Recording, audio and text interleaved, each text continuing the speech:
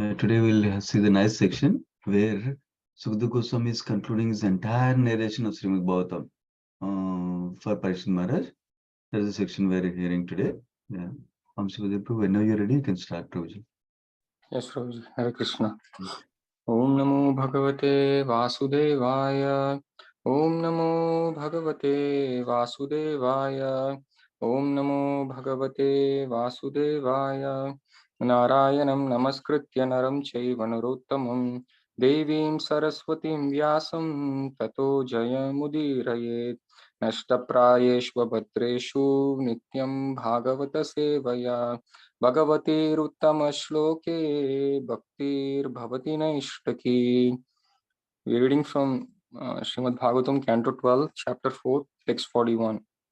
Long ago, this essential anthology of all the Puranas was spoken by the infallible Lord Naranarayan Rishi to Sri Narad Muni, who then repeated it to Sri Krishna, Dvaipanya Vyasadeva, Vedavyas.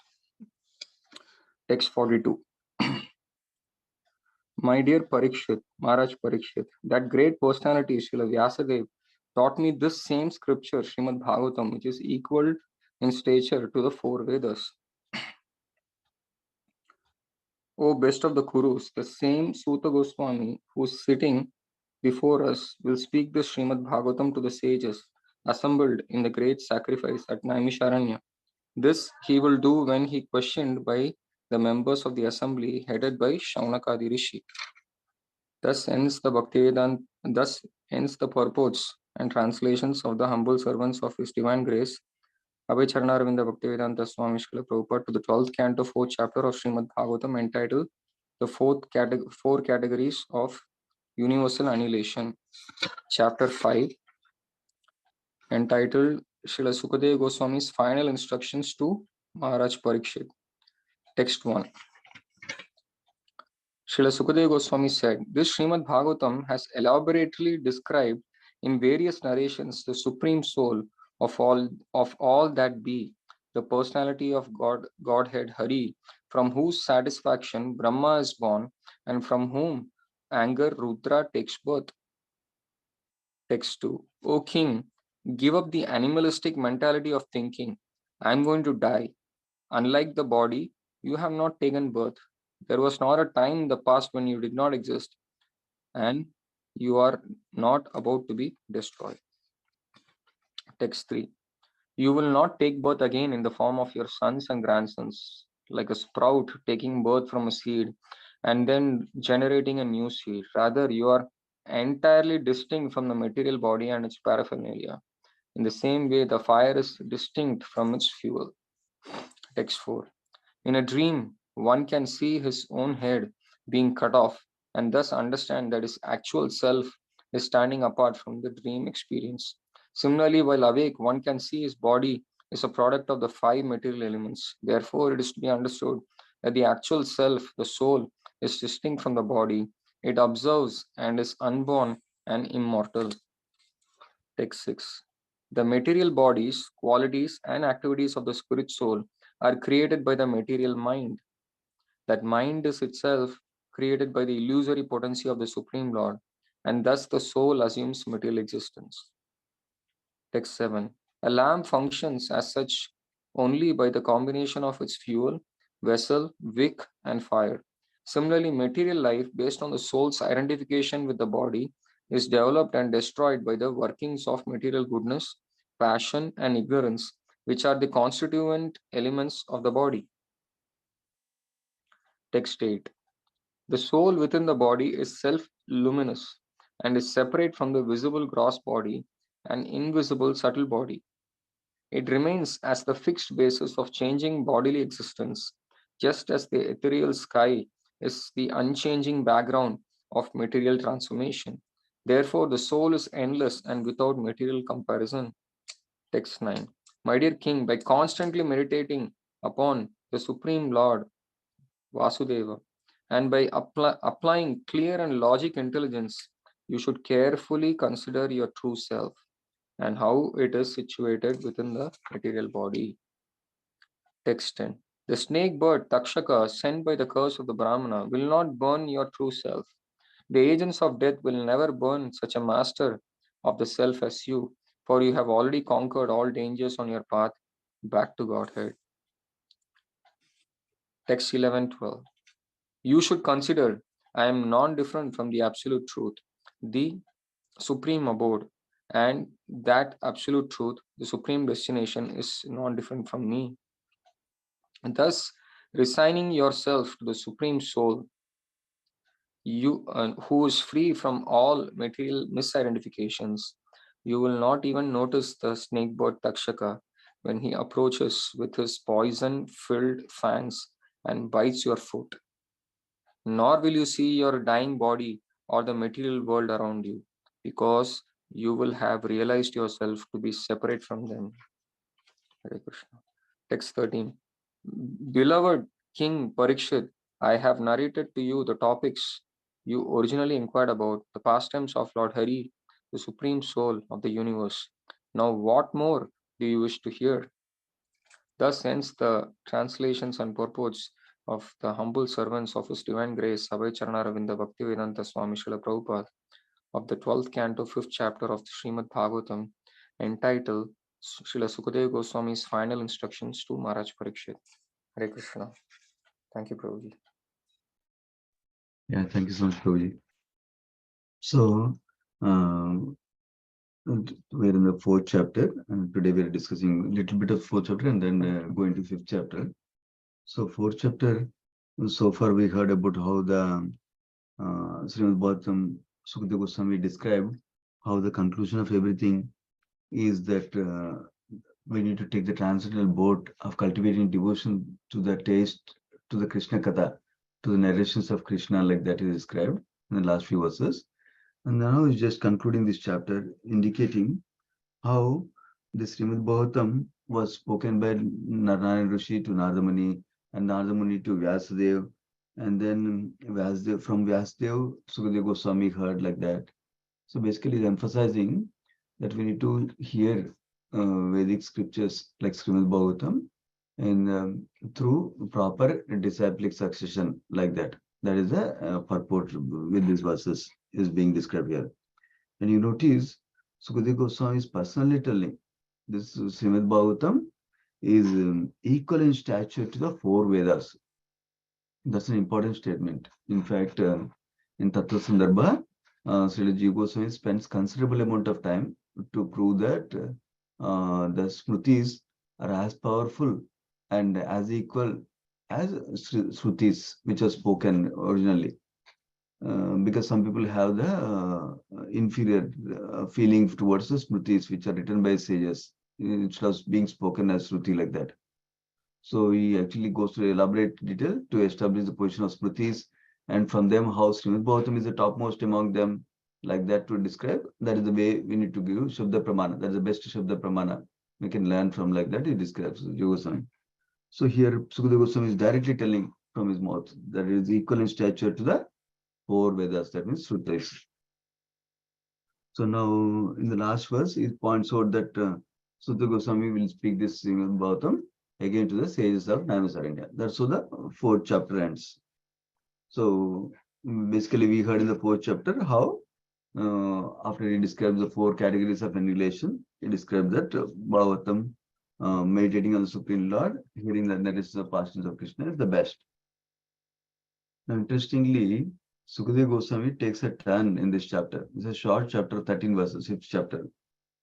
An interesting turn, because after describing all that Krishna Katha is the best, Krishna Katha is best, like that, he starts to describe about Jnana, about you're not this body or the soul, like that. So that's interesting turn. Acharya has described nicely. Let's discuss. So in the first verse, he says, this Srimad Bhagavatam has elaborately described various narrations of the Supreme Soul. That means Supreme Lord Hari. Like that he describes. So in this verse commentary, purport, we see Vishwanath Chakravarti Thakur commentary summarized. What is he saying? That unconditional loving surrender to Krishna is the ultimate aim, is the best, is the highest perfection of life. Surrendering to Krishna unconditionally, without any motivation for ourselves. That is the best thing we can do, is describing. Second thing is Srimad Bhagavatam exclusive purpose is to convince us conditioned souls to execute such unconditional surrender to the Lord and go back home, back to Godhead. That is a summary of Vishwanath Chakravarti Thakur. Now, Vishwanath Chakravarti Thakur analyzes why then at the end of everything, Sukadeva Goswami, before concluding the entire Srimad Bhagavatam, why is he talking about you're not this body, you're the soul, you need to understand that and then get liberated like that? He's talking this language. So it's a beautiful description given in Buddhism Pro's study guide. Is quoting Vishwanath Chakravarti commentary. Vishwanath Chakravarti, Sukadeva Goswami is considering like this. He's saying, oh, I opened up my heart fully and disclosed this great jewel among secrets and made it visible to all the people. What is the great jewel? That Bhakti is Supreme Lord, unconditional surrender to Supreme Lord is the best thing we can do. That great jewel of secret I disclosed to everybody now. Oh, actually, Krishna says in Bhagavad Gita that is Rajavidya Rajaguhyam. This is the king of secrets.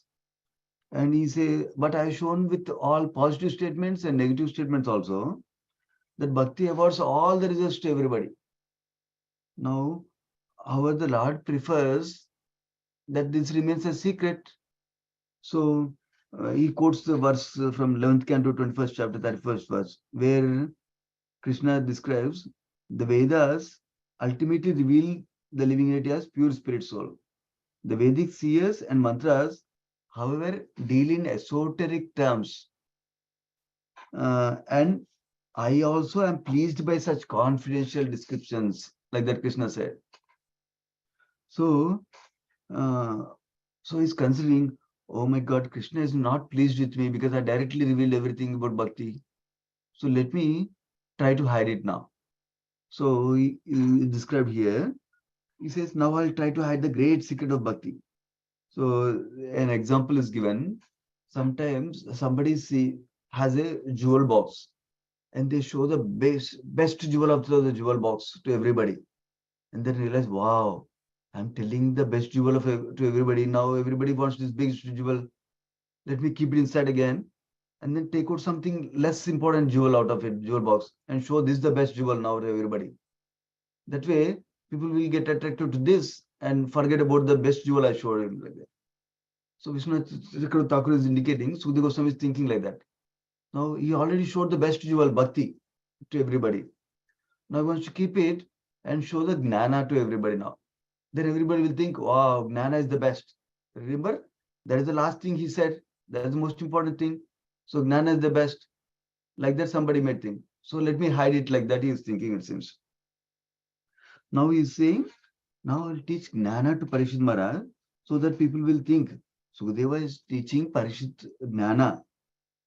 And then by the influence of Maya, people will think that gnana is ultimate and bhakti is just a medium to go to gnana. It's not right understanding, but he wants people to think like that. And then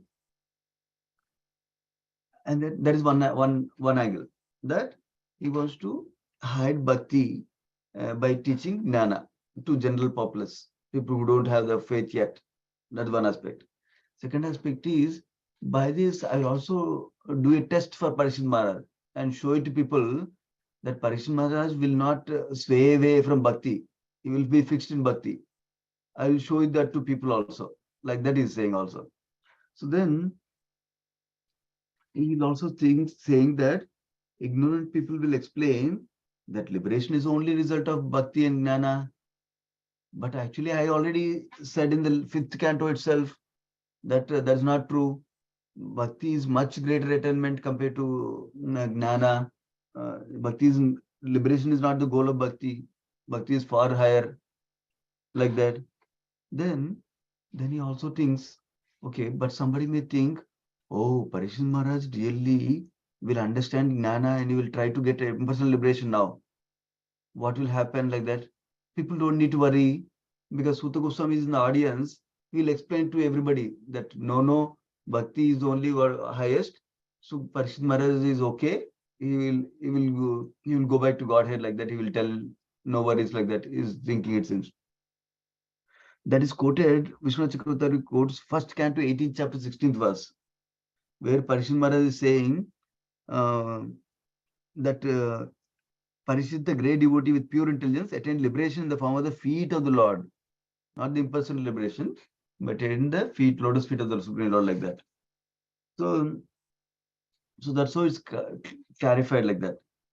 Then the last thought Vishwanath Thakur shares about Sukadeva Goswami is that I'll produce a work including Gnana teachings, which will serve the need, like how Mohini Avatara, when that Canto 8, we heard about the churning of the milk ocean. When the nectar came out, the demigods and demons were fighting for the nectar.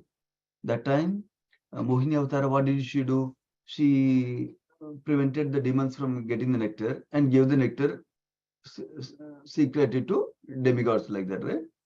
So he's saying, the same function this Gnana will do for me, like that.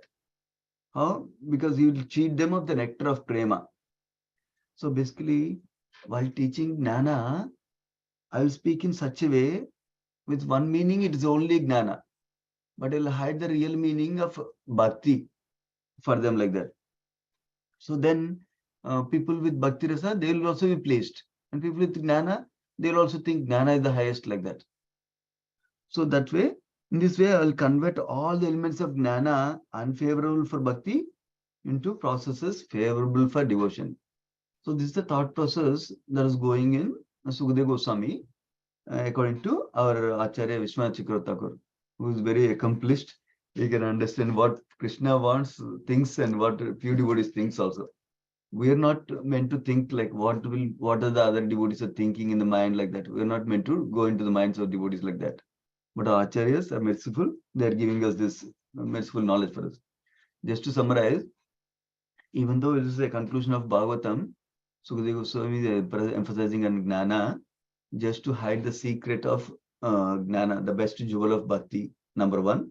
Number two, to prove to us how Parishit Maharaj is fixed in Bhakti and he will go back to Godhead, irrespective of speaking of Gnana, like that. And then third thing is, he wants to maintain the mood that Krishna wants to maintain, which is Krishna likes not revealing the secret openly like this. Those are the three things we can understand from the conclusion from here. Now going to the some other knowledge is giving about soul and body, which we hear in Bhagavad Gita also, and the earliest portions of Bhagavatam also. So now let's go through those verses. Text 2. He starts with, "O king, give up the animalistic mentality of thinking I'm going to die." So our acharyas are describing this, referring to statement that Parishit Maharaj made earlier in the first canto, 19th chapter, 16th verse, where he says, "I pray that if I should again take birth." Yeah, not here.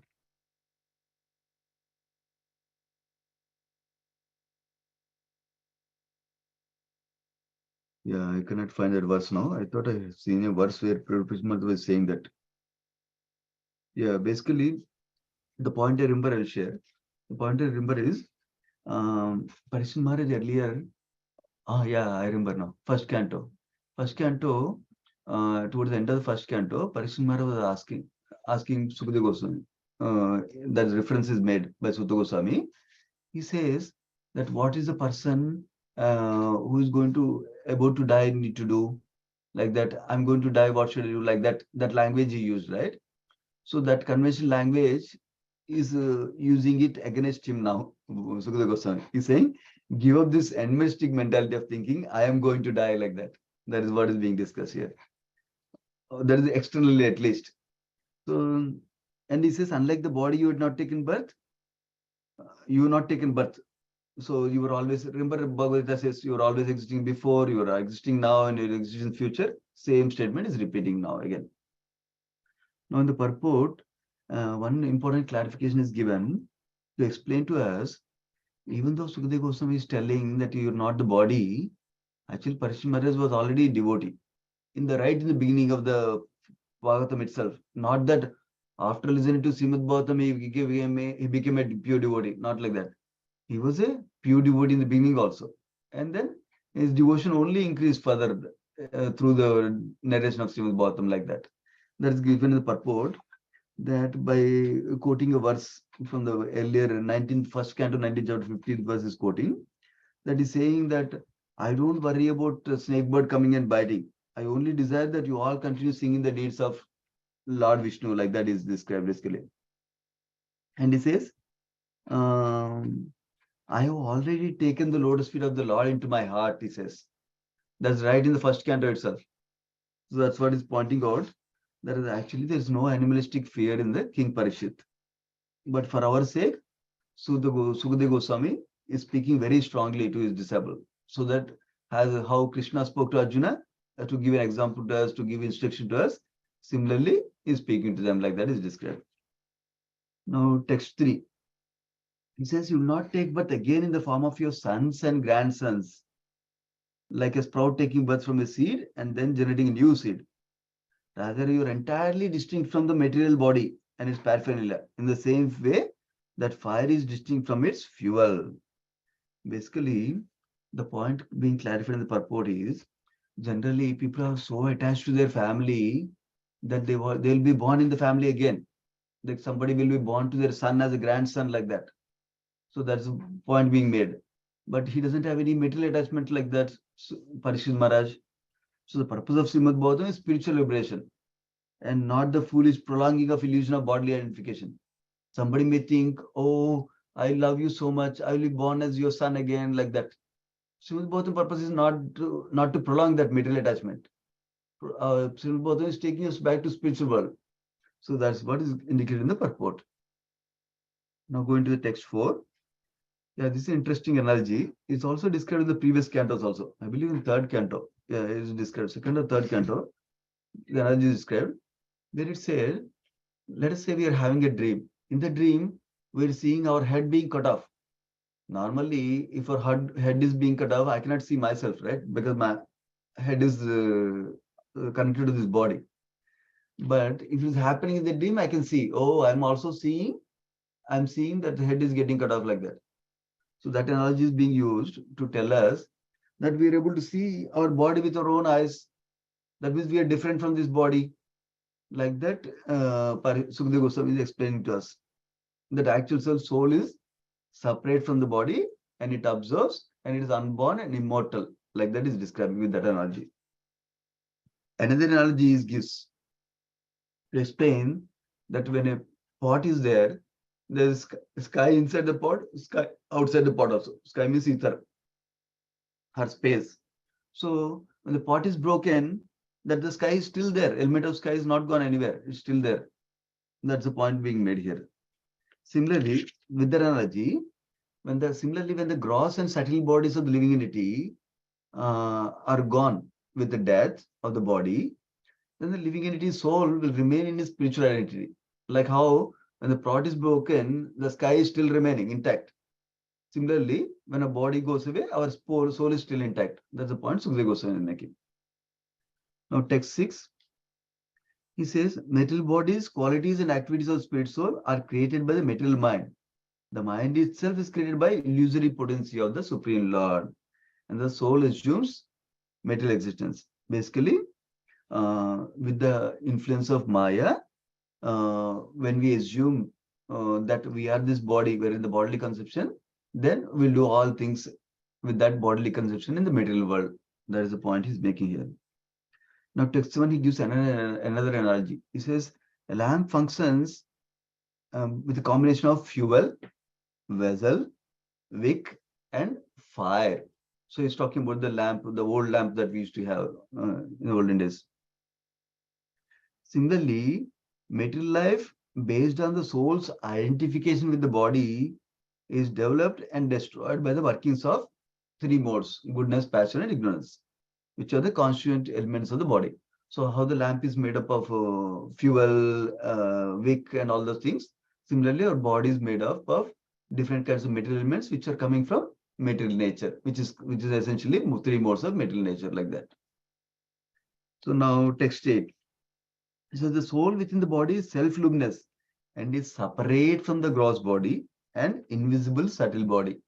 So we have gross body and we have subtle body. very different from all those things. So last verse in that section, he says, by constantly meditating upon the Supreme Lord Vasudeva and by applying clear and logical intelligence, you should carefully consider your true self and how it is situated within the material body. So if you notice, the emphasis in this section is about using intelligence to understand, using knowledge to understand that we are spirit soul separate from this body and we don't have anything to do with this body. That is the emphasis of Gnana path generally. So that's what Vishwanath Chakravarti Thakur was indicating, that is putting this Gnana section right at the end of Srimad Bhagavatam to hide the real secret of Bhakti. That's the intent. That's why that emphasis is made here. So now going to the next few verses, he gives the now the snake bird is approaching. So he wants to remove the fear from Parishad Maharaj, if at all anything is there. So he says, when the snake bird Takshaka, remember in the way back in the first canto, we heard how Parishad Maharaj was cursed by a Brahmana boy, that he'll be bitten by a snake bird, Takshaka, like that. So he's saying, the snake bird sent by the curse of the Brahmana will not burn your true self. The agents of death will never burn such a master of the self as you, for you already conquered all dangers on your path back to Godhead. So Acharya is described in the purport also that they're encouraging Parishad Maharaj, they're congratulating Parishad Maharaj. Don't worry, you're going back to Godhead, like that. So the purport is clarifying what is the real death actually. Real death is not the death of the body. Real death is our covering of Krishna consciousness by material illusion. That is the real death. So Parishad Maharaj has already destroyed that covering of material consciousness and all those dangers that threaten one's spiritual life, such as lust, envy, and fear. That means Parishad Maharaj overcame lust, envy, and fear, which are not helpful for spiritual cultivation. So that's why he's congratulating that you'll go back to spiritual world, like that is described. So now that last verse, this is an interesting verse, last two verses, 11th, 12th verse. He's saying, I'm non-different. You should consider, again, Gnana, I'm non-different from the absolute truth. And that absolute truth is non-different from me. Thus resigning yourself to Supreme Soul, who is free from all material misidentifications. You will not even notice the snake bird, Takshaka, when he approaches with his poison-filled fangs and bites your foot. Nor will you see your dying body or the material world around you, because you will have realized yourself to be separate from them. So externally, the meaning appears to be, now that you understood your soul separate from the body, you will not even notice that body is dying. You will not even notice that snake bird is coming and biting you, like that external meaning. The Vishwanath Chakravarti Thakur writes a beautiful commentary for this verse. Remember, this thing is called Parokshvada. Is described. Krishna likes Parokshvada also is described from 11th canto verse. So now Vishwanath Chakravarti Thakur says, why Parishad Maharaj is not able to observe that snake bird is coming and biting him? Why is he not able to observe that his body is dying? The real reason is he will faint. Why? Because when he comes in contact with, directly in contact with the lotus feet of Krishna, he will faint in the bliss of that ecstasy. So in that bliss, he will not notice that snake bird is biting, or my body is dying. That is what Vishwanath Chakravarti Thakur reveals as the inner secret for this thing. So now the last verse for this chapter, Sukadeva Goswami concludes in an interesting way. He says, I have narrated to you the topics you originally inquired about, the pastimes of Lord Hari. Now, what more do you wish to hear? Basically, commentary purport is indicating that Jiva Goswami is commenting that exalted devotional position of King Parishad was fully determined to fix his mind upon Lord Krishna and go back home, back to Godhead. So how is that? He's just asking question here, right? There's no conclusion that Parishad Maharaj is exalted here. So what is coming up, Jiva Goswami is indicating is, in the next few verses of the sixth chapter, Parikshit Maharaj will relay back what he understood as the conclusion of entire Srimad Bhagavatam. Even though he spoke bhakti all along and then hidden in the final section with Gnana, Parikshit Maharaj concludes that I got it. And he confirms that he is already in the highest position of bhakti like that. So that is why Sukadeva Goswami is indicating, is inquiring Parikshit Maharaj to conclude, basically, to prove that he is really a great bhakta and is going back to Godhead like that. That is how this verse is ending. Basically. What more do you wish to hear? That's why he's asking the question like that is described. And he will actually request one desire. He will place himself before him one desire that's coming up in the next chapter. Next chapter, first verses are also wonderful because that is a conclusion of what Parikshit understood of the whole Srimad Bhagavatam. So that's only 6 verses or something, but beautiful. We'll pause here. Srimad Bhagavatam ki jai, Srila Prabhupada ki jai. Let's offer obeisance to all the devotees of the Lord. Vancha kalpatarubhyasya kupasindubhyevacha patitanam pavanebhyo vaishnavebhyo namo namaha. Thank you, devotees. Hare Krishna. Very much, Prabhuji. Thank you, Prabhuji. Awesome. Hare Krishna, Prabhuji. Hare Krishna. Someone has a question? Yes, Prabhuji. What do you mean by the snake bird means? Oh, that's a mystical bird, mystical snake. Normally, snakes do only go on the ground, right? They don't fly. But this is a mystical bird that the Brahmana cursed like that. So that will come and bite him like that. That we heard in the first canto, yeah? Does it fly like it had Yeah. wings? Yeah, it flies and can fly. Basically, it's mystical bird, basically. Mystical snake bird that can also bite and it can also fly, basically. Okay. Thank you, Prabhuji. Yeah, Sri Radhamati, you had a question, you said? Oh, you're typing it here. What Yes. mind is made of? Yeah, go ahead. Yeah, you mentioned that our body is made of material elements, earth, water, air, ether, which is true. Even our mind is made of, even our senses are made of all these elements. But the mind doesn't grab onto transcendental subject matter because it's made of material elements. So it's very suffering and hardship for us to put the mind in the transcendental matter. Whether if we had a transcendental mind, it would have been easy for us. We didn't have to put so much effort in. But does Bhagavatam mention what the mind is made of? Which element? Mind is the not the element. It's not like earth, water, fire, air, ether. Not like that. Mind is a subtle thing, right?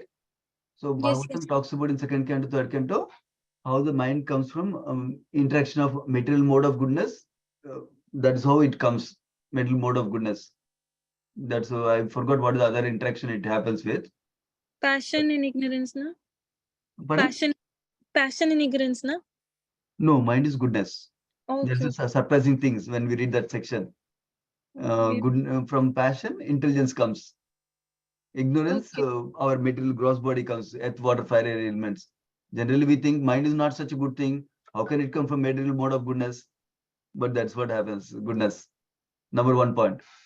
Number 2, mind can be material or spiritual based on how we engage it.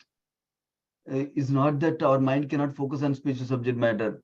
As we associate with devotees, as we hear Krishna Katha, our material mind can be spiritualized. Spiritualized means what? Mind is working in relation to Krishna. That's what spiritual means. That's what Kapil Dev mentions in the third canto, I believe. Third canto.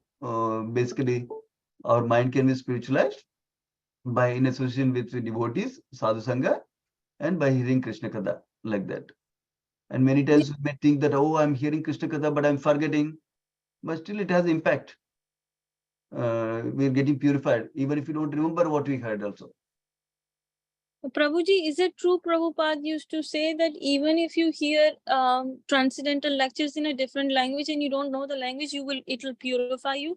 Correct. When he was speaking in Bengali kathas and they were Americans and they were sitting there and they got up and they wanted to walk away and he said, no, you sit back down, and even though you don't understand the language, it's transcendental, it will make effect in you and you'll become transcendental.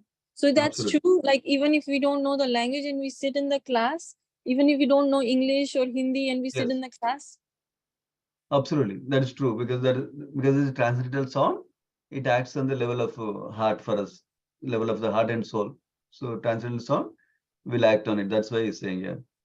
Okay, okay. Thank you so much, Hari Krishna Prabhuji. Okay. Thank you. Hare Krishna, everyone. Thank you.